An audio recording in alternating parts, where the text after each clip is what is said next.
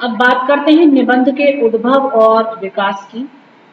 और जो अब तक हमने इस ब्लॉक में सीखा पढ़ा, तो उसमें हमने जाना कि निबंध का अर्थ क्या है, स्वरूप क्या है, परिभाषाएं क्या हैं और निबंध का वर्गीकरण क्या है, कौन कौन से भेद हैं। अब उद्भव और विकास की बात करते हैं। लेखक की भावाकुलता निबंध को सरस और संप्रेषणीय बनाती है। अतः भाव तत्व निबंध रचना को एक लोक व्यापीकरण की शक्ति प्रदान करता है। निबंध में संवेदनात्मक अनुभूति का भी एक केंद्रीय महत्व होता है। सही चित्रण के लिए संवेदनात्मकता अत्यधिक आवश्यक है। लेखक की संवेदनशीलता के परिणाम स्वरूप ही निबंध में चरित्र, दृश्य, इंद्रिय बोध आदि का समन्वय और रचना में जीवंतता आती है। निबंध को हम कोलार्ज विधा बनाने में लेखक की संवेदनात्मकता को अग्रणी मानते हैं। कोलार्ज विधा आपने देखा होगा कि बहुत सारे चित्रों का एक साथ अलग अलग चीजों का एक साथ संकलन कर दिया जाता है और उसे इस विधि में मंडित किया जाता है कि वो एकाकार और अखंड दृश्य को धारण कर लेता है। तो इसी प्रकार से जो निबंध है उसमें भी लेखक की संवेदनात्मकता के द्वारा एक कोलाज मानो बनाया जाता है कि वो जो विभिन्न विधाएं हैं उनके सौंदर्य को चुराकर और निबंध की रमणीयता को निबद्ध करता है। तो निबंध रचना एक सृजनशील कर्म व्यापार है। सृजनात्मकता के लिए विधायक कल्पना की आवश्यकता होती है और निबंध के पास कल्पना की यह शक्ति होनी चाहिए। जो निबंधकार है उसके पास ये कल्पना की शक्ति होनी चाहिए। अनुभूति और विचार के साथ कल्पना का योग निबंध में आकर्षण उत्पन्न करता है। सहज भाषा, स्पष्ट अर्थ, सरलता, प्रसाद शैली के गुण ये सब मिलकर के उसको एक रमणीयता प्रदान करते हैं। अल्पतम शब्दों में अधिकतम और गूढ़ विचारों को कह देना, समास शैली के साथ उसे उपस्थित करना, ये उसकी चतुरता है। और इस शैली में भाषा में कसावट और पांडित्य प्रदर्शन का आग्रह भी साथ साथ चलता है। तो तत्सम शब्दों की बहुलता भी इसका एक लक्षण है। जिस शैली में ये गुण होते हैं उसे हम समास शैली कहते हैं। विवेचन शैली में तर्क, वितर्क, प्रमाण, विश्लेषण, परीक्षण तथा निर्णय आदि को स्थान प्राप्त है। यह शैली सामान्यतः विचारात्मक निबंधों में प्राप्त होती है जिसमें उद्धरण बहुलता होती है। उसे व्यास शैली कहा जाता है। तो सामान्यतः निबंध की शैलियों का विभाजन उसकी अभिव्यक्ति भिन्नता पर आधारित होती है। हिंदी निबंध के विकास का सूत्रपात नदी के उद्गम स्थल जैसा है, एकदम लघु किंतु शक्तिशाली प्रवाह। जैसे आपने देखा होगा नदियों का जो उद्गम स्थल होता है बिल्कुल छोटे छोटे से जगह पहाड़ों के बीच से नदियों का जल निकलता हुआ आता है, लेकिन इतना तेज प्रवाह होता है कि उसको सहन नहीं किया जा सकता है ना। तो हिंदी निबंध का उद्गम स्रोत हिंदी की प्रारंभिक पत्र पत्रिकाओं में किसी तरह व्यापक और आंतरिक पत्रकारिता के प्रश्न से होता है।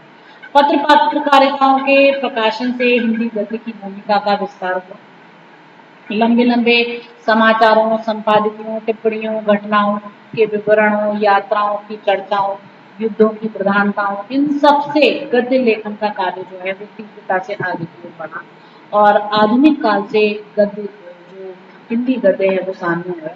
और इनमें कहीं हास्य व्यंग्यात्मक टिप्पणियां हुआ करती थी, कहीं गहन गंभीर विचार उत्तेजक चर्चा होती थी। इन्हीं के बीच से ही हिंदी निबंध ने अपना स्वरूप ग्रहण किया है और हिंदी में पहले समाचार पत्र उद्गंठ मार्तंड का प्रथम प्रकाशन 30 मई 1820 ईस्वी में हुआ। इसके बाद सन 1929 में कलकत्ता से बंगदूत का प्रकाशन हुआ।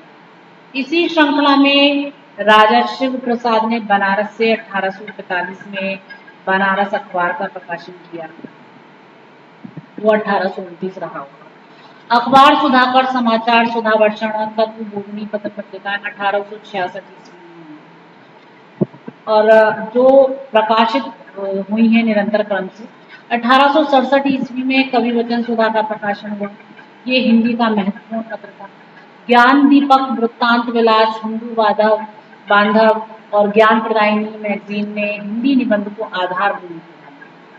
भारतेंदु युग 1870 ईस्वी से प्रारंभ होता है, इसके आसपास लगभग, और इस समय की पत्र पत्रिकाओं से अंग्रेज सरकार के विरुद्ध सैकड़ों लेख प्रकाशित हुए। और भारतेंदु युग के इसी समय में जो अंग्रेजों के विरुद्ध लेख प्रकाशित हुए उनमें हास्य व्यंग भी थे और निर्भीकता प्राप्त किए हुए भी थे। एक निडरता उन लेखों में थी। क्योंकि हिंदी निबंध का प्रारंभ पत्रकारिता के साथ होता है, अतः इसकी प्रारंभिक चेतना में सामाजिक राजनीतिक बोध जो है वो गहराई से समाया हुआ है। और एक तरह से हिंदी के प्रारंभिक निबंधों की नींव सामाजिक सरोकारों के 7 पत्थरों से भरी हुई है, जो गारा पत्थर हैं मानो उनसे भरी हुई। हरिश्चंद्र चंद्रिका, ब्राह्मण सार, सुधा निधि, प्रदीप आदि ये सब पत्र पत्रिकाएं तभी थी। और इन पत्र पत्रिकाओं में हिंदी के प्रारंभिक निबंध छोटे छोटे लेखों के रूप में प्रकाशित होते थे। प्रायः इन पत्रों में संपादक ही इन लेखों के लेखक हुआ करते थे। अंग्रेजी पत्र पत्रिकाओं से अंग्रेजी निबंधों का सूत्रपात हुआ था। मानटेन और बेकन के माध्यम से अंग्रेजी साहित्य में वस्तुनिष्ठ और निवेदक निबंधों की परंपराएं लगभग पत्र पत्रिकाओं के माध्यम से प्रारंभ होती चली गई और गतिशील हो गई। व्यक्तिनिष्ठ परंपरा में आगे चलकर जो है एक शपथ ली गई कि किस प्रकार हमें इस दृष्टि से अपने निबंध साहित्य को आगे बढ़ाना है। जॉनसन, एडिशन, मैकाले आदि निबंधकार क्रियाशील हुए और हिंदी के प्रारंभिक निबंधकारों पर लेखकों का थोड़ा बहुत प्रभाव भी पड़ा। और इसके बाद तो फिर जब 1900 में सरस्वती पत्रिका सामने आई तो उसके साथ तो हिंदी गद्य जो है और उसके खड़ी बोली गद्य का विकास बहुत तीव्रता के साथ हुआ और उसी के साथ अनेक विधाएं सामने आईं अपने पूरे परिष्कार के साथ, परिमार्जन के साथ में, और हिंदी गद्य एक सुष्ठु स्वरूप के साथ में प्रकाशित होता चला गया और वो एक विकास की गति को धारण करता चला गया। इसके अलावा हम देखते हैं जो हिंदी गद्य का विकास है, हिंदी गद्य निबंध का विकास है, उसका जो उदय है वो अनेक प्रकार के ऊहापटक से होते हुए गया, अनेक प्रकार के उतार चढ़ाव उसके बीच आए और इसी में निबंध का आरंभ जो है वो हुआ। तो हिंदी निबंध का जन्म एक तरह से सामाजिक अनिवार्यताओं के कारण हुआ था। पत्रकारिता का श्रेष्ठतम सामाजिक सरोकारों में ही एक अभिव्यक्ति होती है। देश काल की चिंताएं इस तरह से लेखन में प्रत्यक्ष होती हैं। यह वह समय था जब भारतीय जीवन में अपने विषय में और अपने चातुर्दिक परिवेश के विषय में सोचना प्रारंभ कर दिया था भारतीयों ने, क्योंकि ये जो समय था ये एक राजनीतिक उथल पुथल का समय था। सामाजिक विषमताएं विद्यमान थी, आर्थिक व्यवस्था बिल्कुल जर्जर हो चुकी थी, चरमरा चुकी थी, संस्कृति, धर्म आदि सब बिल्कुल आहत हो रहे थे, मनुष्यों का शोषण हो रहा था। तो ऐसे ऊहापोह के मध्य जो निबंध का आरंभ हुआ है तो उसी के साथ में जो सामाजिक चिंताएं हैं, देश काल की चिंताएं हैं, वो उस समय के लेखन में भी प्रत्यक्ष हमें दिखाई देती हैं। इसलिए हिंदी निबंध की शुरुआत के विषय में बहुत सारे वैविध्य भी हमारे सामने आते हैं। सामाजिक राजनीतिक जागरण, शैली की रोचकता, गंभीरता, सहजता, अपने को व्यक्त करने की चेष्टा आदि गुण संपन्न लेख और टिप्पणियों का समावेश तत्कालीन निबंधों में किया गया। स्वतंत्रता संघर्ष की राजनीतिक हलचलें प्रारंभ हो चुकी थीं। विभिन्न भारतीय भाषाओं में राष्ट्रीय संघर्ष को रेखांकित करती हुई संपादकीय टिप्पणियां प्रकाशित होने लगी थीं और हिंदी पत्र पत्रिकाओं ने भी इस तरह की राजनीतिक हलचलों को अपना आधार बनाया। नेताओं की तहरीरें प्रकाशित की जाने लगी जो संक्षिप्त रूप से लेखानुमा होती थी। इसी बीच भारतीय लोगों ने समुद्र पार की यात्राएं की थी और इन यात्राओं के विवरण में टूटी फूटी हिंदी प्रकाशित हुई। एक नवीन सांस्कृतिक जागरण का वातावरण निर्मित हुआ और इस वातावरण को प्रस्तुत करने में हमारी जो हिंदी की निबंध विधा है उसका बहुत बड़ा योगदान है। सामाजिक पुनर्संस्कार के प्रयत्न भी विभिन्न समस्याओं के माध्यम से किए जा रहे थे। धार्मिक क्षेत्रों में रूढ़ियों और अंध परंपराओं के उच्छेदन के लिए आंदोलन चल रहे थे। चाहे आर्य समाज का आंदोलन हो या ब्रह्म समाज का हो या राजा राममोहन राय द्वारा चलाया गया हो, चाहे सती प्रथा का विरोध हो, ये सभी आंदोलन न केवल समाज को उन्मीलित मतलब के उन्मथित कर रहे थे, बल्कि इनके संबोधन साहित्यिक दृष्टि से तत्कालीन निबंधों की विषय वस्तु भी बने हुए थे। हिंदी निबंध इसलिए अपने उच्च काल में सामाजिक चेतना से अभिमंडित रहा है। उसमें सामाजिक और राजनीतिक जागरण की अद्भुत शक्ति समाई हुई है और हिंदी निबंध की विकास यात्रा जो है हम उसको 4 रूपों में बांट सकते हैं, जो आधुनिक काल के 4 स्तंभ हैं। भारतेंदु युग, और भारतेंदु युग के बाद में हमारा द्विवेदी युग आता है, शुक्ल युग आता है, शुक्लोत्तर युग आता है। और द्विवेदी युग को गद्य की दृष्टि से बहुत प्रसिद्धि प्राप्त हुई है। शुक्ल युग बिल्कुल चरम कर रहा है और शुक्लोत्तर युग में फिर नवीनताएं और अधिक आने लगी हैं। तो ये जो चारों युग हैं, ये चारों युग हिंदी निबंध साहित्य के विकास का एक आरंभ से लेकर के और वर्तमान तक का एक खाका खींचते हैं। तो सबसे पहले हम यहाँ पर भारतेंदु युग को देखेंगे। जो भारतेंदु युग है उसकी बात करते हैं कि वो भारतेंदु युग क्या है। तो यहाँ तक तो भारतेंदु युग का जो निबंध का विकास है, जो चारों कालों में निबंध का विकास हुआ है, क्योंकि भारतेंदु युग से पूर्व निबंध शीर्षक से कोई रचना देखने में नहीं आती और ना ही भारतेंदु युग में निबंध शीर्षक से किसी विशिष्ट रचना का उल्लेख मिलता है। तो निबंध एक ऐसी विधा है जो गद्य के परिनिष्ठित हो जाने पर ही विकसित हुई है और गद्य साहित्य का जो विकास हुआ है वो हमारा भारतेंदु युग से ही देखा जाता है। हिंदी गद्य में के विकास में हम ब्रज भाषा, राजस्थानी और खड़ी बोली तीनों प्रकार के गद्य रूपों का परिचय देखते हैं, लेकिन खड़ी बोली निबंध का परिचय इतना नहीं मिलता क्योंकि वो खड़ी बोली गद्य का जो विकास हुआ है वो द्विवेदी युग में हुआ है। खड़ी बोली गद्य और उसमें भी निबंध रचना की दृष्टि से 19वीं शताब्दी का उत्तरार्ध जो है वो सर्वाधिक महत्वपूर्ण है। इस तथ्य की पुष्टि भारतेंदु युग से पूर्व निबंध विधा के नाम से किसी रचना का विशेष रूप से न मिलना है। डॉक्टर यदुनाथ चौबे द्वारा लिखित आचार्य हजारी प्रसाद द्विवेदी का समग्र साहित्य एक अनुशीलन से भी होती है, जिसमें उन्होंने लिखा है कि हिंदी में निबंध साहित्य का जन्म भारतेंदु युग से माना जाता है। उनके पूर्व पाश्चात्य ज्ञान विज्ञान से चकाचौंध बहुत विद्वान भारतीय परंपराओं को खंडित कर ईसाईयत का प्रचार करने लगे थे। इस संदर्भ में बंगाल के माइकेल मधुसूदन का नाम लिया जा सकता है।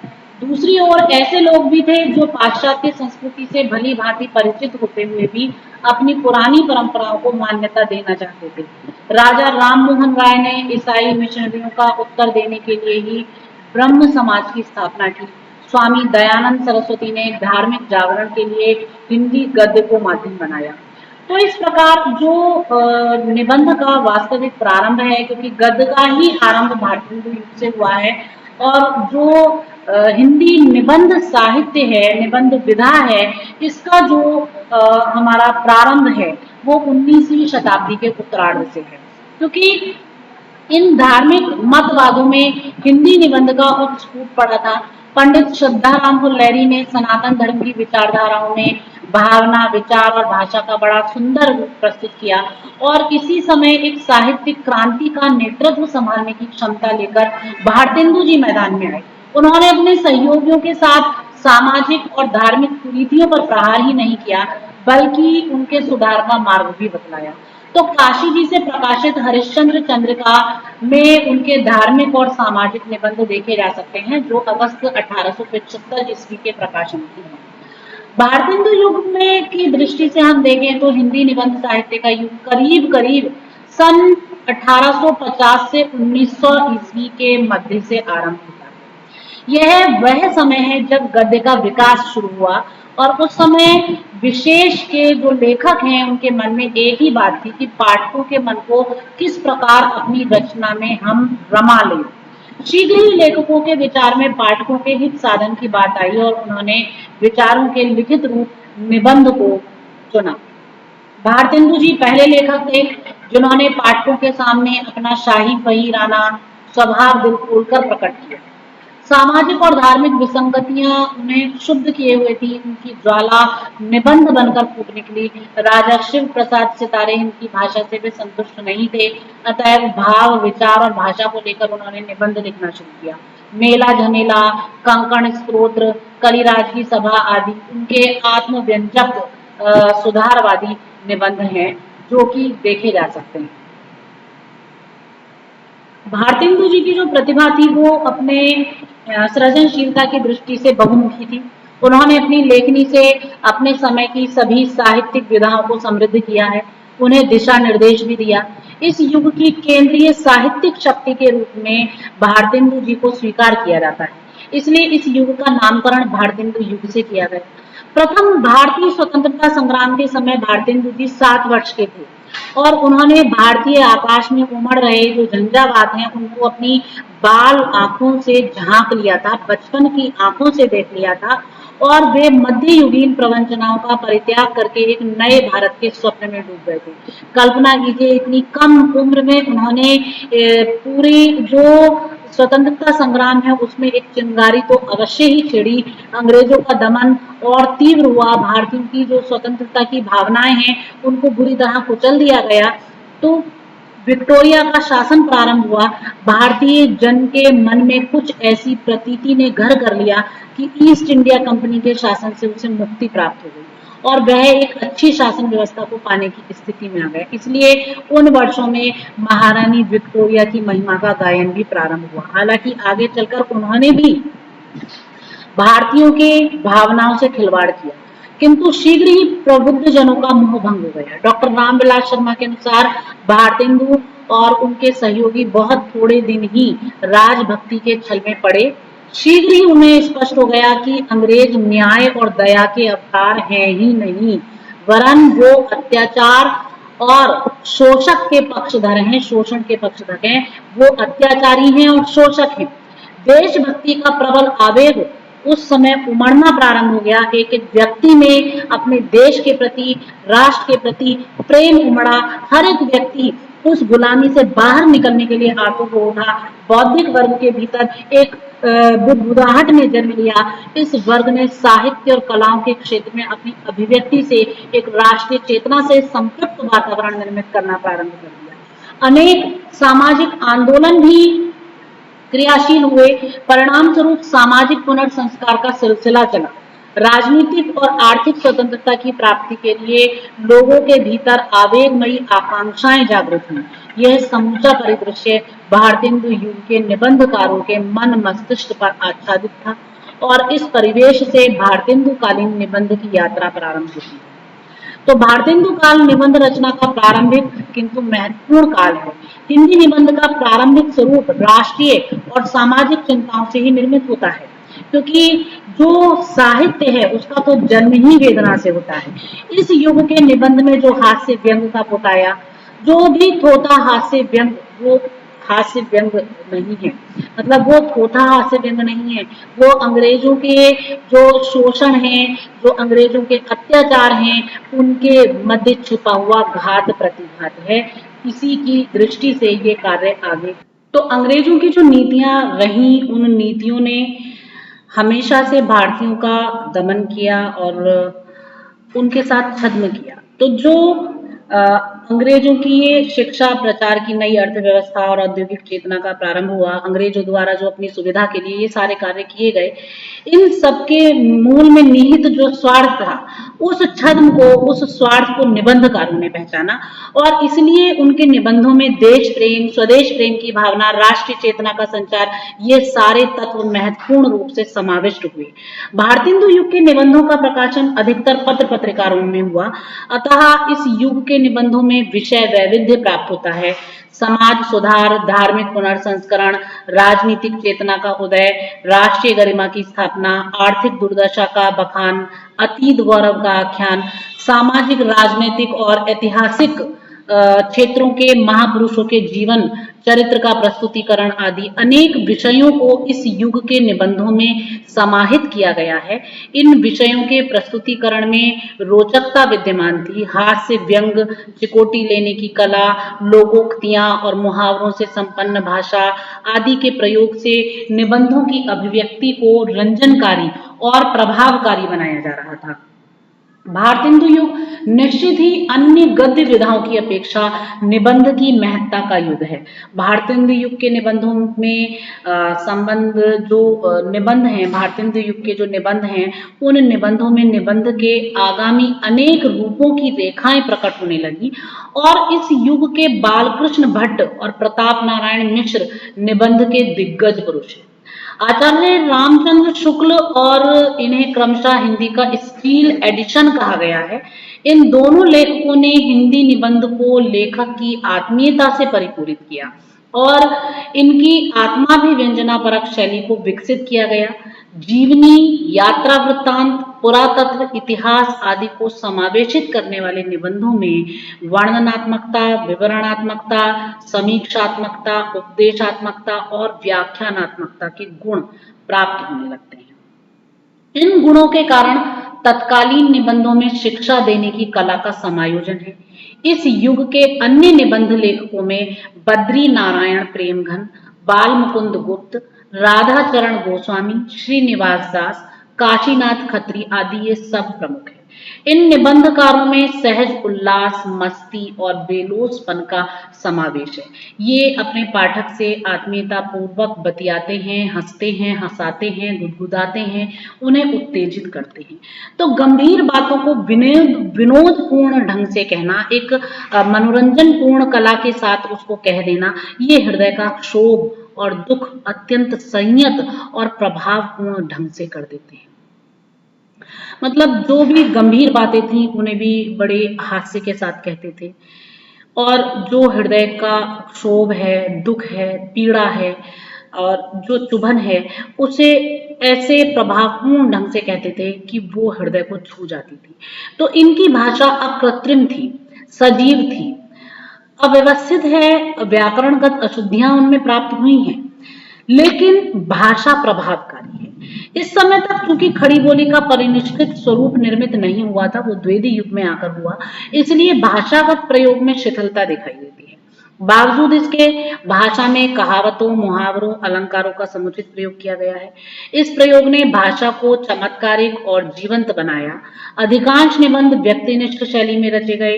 कोई भी विषय निबंध उठा लेता है, कोई भी विषय को निबंधकार उठा लेता है और उसके माध्यम से अपने व्यक्तित्व को जोड़कर अपने मन की बातें कह डालता है। डॉक्टर रामविलास शर्मा ने भारतेंदु युग की विशेषताओं की चर्चा करते हुए स्पष्ट किया है कि जितनी सफलता भारतेंदु युग के लेखकों को निबंध रचना में मिली, उतनी कविता और नाटक में भी नहीं मिली। इसका एक कारण यह था कि पत्र पत्रिकाओं में नित्य प्रति लिखते रहने से उनकी शैली खूब निखर गई थी। दूसरी बात यह है कि निबंध ही एक ऐसा माध्यम था जिसके द्वारा उस युग के धाकड़ लेखक बेतकल्लुफी से अपने पाठकों से बात कर सकते थे। उस युग के लेखक तटस्थ रहते हुए अपनी बात पाठक से कर संतोष नहीं कर सकते थे। मतलब केवल पाठक से कहकर संतोष नहीं कर सकते थे, बल्कि उनका एक उद्देश्य था कि वो जो समाज में देख रहे हैं, जो कहना चाहते हैं, वो दुनिया तक पहुंचाए। वे उससे आत्मीयता का संबंध स्थापित करना चाहते थे और एक मित्र की भांति घुल मिलकर अपनी बात समझाना चाहते थे। साहित्य की सच्ची जो सप्राण शक्ति है उस शैली में, जहां लेखक और पाठक के बीच कोई दुराव रह ही नहीं जाता, कोई भेद ही नहीं रह जाता, उस शैली से वो जुड़ना चाहते थे। तो सहज आत्मीयता और जो सहज भावुकता है, जो एक सरलता है, उससे उस भाव ने भाषा को खूब ही स्वाभाविक बना दिया। कृत्रिम शैली में लेखक पाठक का आत्मीय संबंध नहीं बन सकता, लेकिन वह उससे जुड़ गया। तो उससे जुड़ने का जो भाव आया वो स्वाभाविक रूप से आया, कृत्रिम शैली से नहीं आया। इसलिए भारतेंदु युग के गद्य शैली के सबसे चमत्कारपूर्ण निर्देशन निबंधों में ही मिलते हैं। इस युग के निबंध प्रौढ़ता के प्रतीक नहीं है, उनमें बाल्यावस्था के सभी गुण विद्यमान हैं।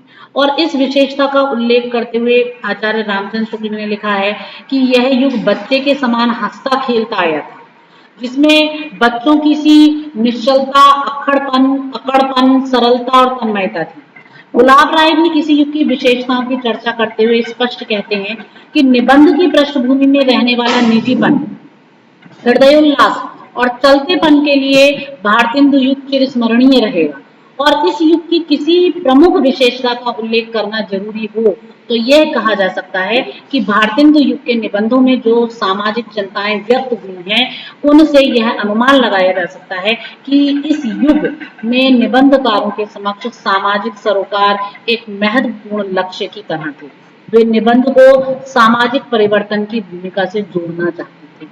तो इस रूप में जो भारतेंदु युग है, भारतेंदु युग में हम देखते हैं जो निबंध का विकास है वो अपने बाल्यकाल के रूप में सामने आता है, यानी कि उसका बचपन प्रफुल्लित होता हुआ दिखाई देता है। उसमें प्रौढ़ता तो नहीं है, पर उसमें एक बाल्य सुलभ सुंदरता है, बाल्य सुलभ चंचलताएं विद्यमान है, एक अकड़पन है, एक अक्खड़पन है, वो भी निबंध के सौंदर्य से युक्त है।